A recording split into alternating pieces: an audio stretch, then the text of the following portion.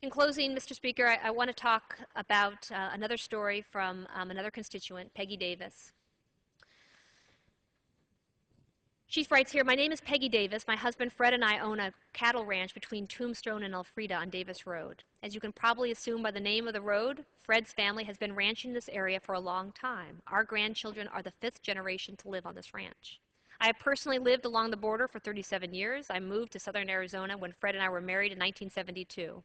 Up until that time, I had never encountered an illegal immigrant or had even heard of the Border Patrol. It didn't seem like something that citizens were overly concerned about.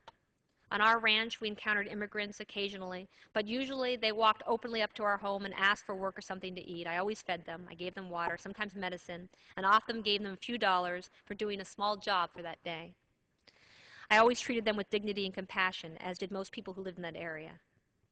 In the 1990s, something drastically changed. I began to notice that many of the immigrants I encountered were traveling in large groups and often had an attitude that left me feeling uneasy. She says, today I still provide water for them when asked, but I never give food or medicine, nor do I give them work. To do that would encourage larger numbers to walk through my land, leaving their trash and threatening me and my family. My husband is away from home quite often for several weeks at a time, leaving me home alone. In fact, he couldn't be here today because he is gone now working to supplement ranching income. This is necessary due into large part to the exorbitant cost to repair our land, our water tanks, our fences damaged by immigrants daily. Everyone I know experiences the same loss of value to their land and to their livestock. Peggy writes, I used to go for walks for exercise. I no longer feel safe doing that. I am armed at all times, she writes. I can't even feed my animals without having a firearm. And this is not unique. Most of the ranch women that I know and live in this area know how to use a gun and would use it to protect our families. Make no mistake. She says, I don't ever want to have to use it. In fact, the mere thought of making me use it gives me anxiety beyond words. But what choice do I really have? I could call 911, but we all know by the time they would actually get to me, it would be likely too late. She says, I know most of the people that live here, and literally all of the people I know who live along the border area have at least one personal story they could tell where they were threatened or their animals or their property damaged. To go into all of them would take days or weeks, but this is time sensitive. We are being invaded now, Peggy says, and something has to be done immediately. However, I do feel compelled to briefly tell you, when our daughter Marlo was in college, she was home alone. Fred and I were both in Texas on business. Marlo had gone to the barn one evening to feed our horses, and after coming back to the house and locking our doors, she heard our dogs barking in a way that alerted her that someone was nearby. When she looked out the window, she saw a man standing right outside. She noticed that he was holding one arm behind his back, so instead of opening the door, she merely cracked the window a bit so that she could ask what he wanted. He told her that he wanted her to give him a ride into town. He said that he had a friend with him who was hurt and needed medical attention. When my daughter told him that she couldn't give him a ride, he got angry. He still kept his arm behind his back. He told her to open the door, and when she refused, he told her that he knew that she was home alone. She replied that she wasn't alone, that her dad was on the ranch and would be back any minute. Apparently, he believed her, fortunately, and left. When the sheriff's department arrived about 30 minutes later, they did a search on the premises, and they found a large butcher knife missing from the guest house. The man's attitude and words were confrontational, and I truly believed that he meant her harm, but was convinced that she really wasn't home alone.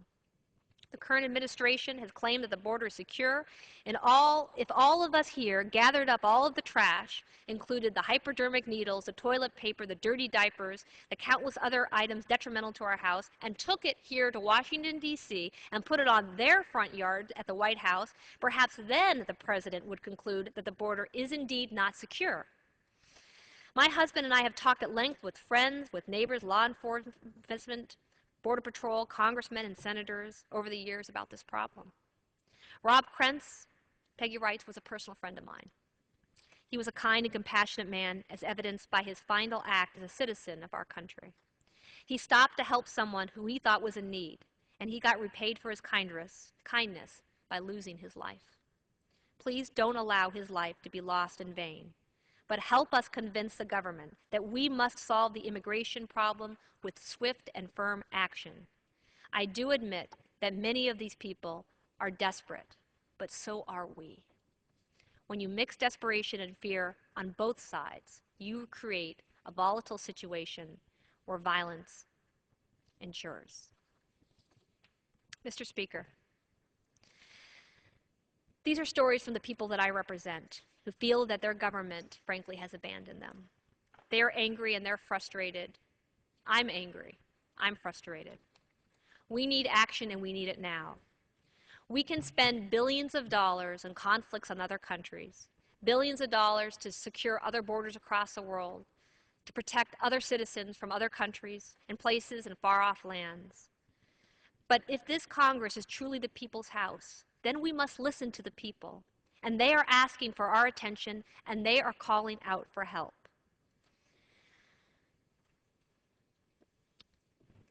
Mr. Speaker, I show you a sign here. It's a photograph of the Forest Service. It's a warning sign that cautions the citizens of southern Arizona. It's an official sign to warn hikers of the dangers of the smugglers on public land.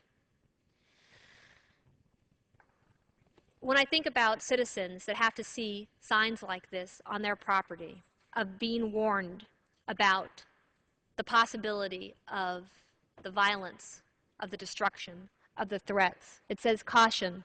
Smuggling activity is common in this area because of the proximity to the international border. Be aware of your surroundings at all times. And then there's information of in case of emergency. I would suggest that the federal government puts up these signs, and the federal government should actually do something about the problem. And so I ask my colleagues to join with me for once and for all to take the necessary steps that we need to take.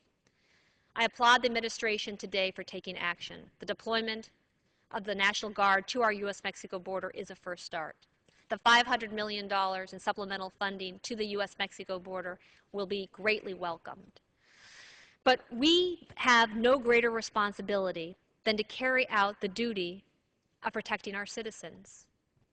Hence, Mr. Speaker, I believe that we should do more.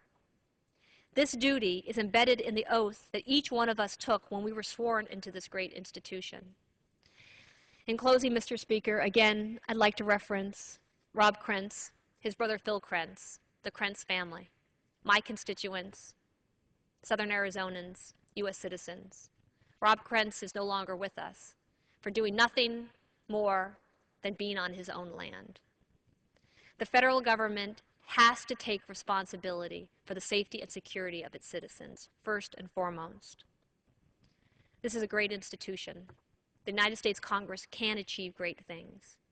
It is important that we focus our national security efforts first and foremost on homeland security, and that means border security, and not allowing a situation like the tragic murder of Rob Krentz to ever occur again, to not allow the continued stories that we hear of the destruction along the U.S. Mexico border, to not allow that to continue.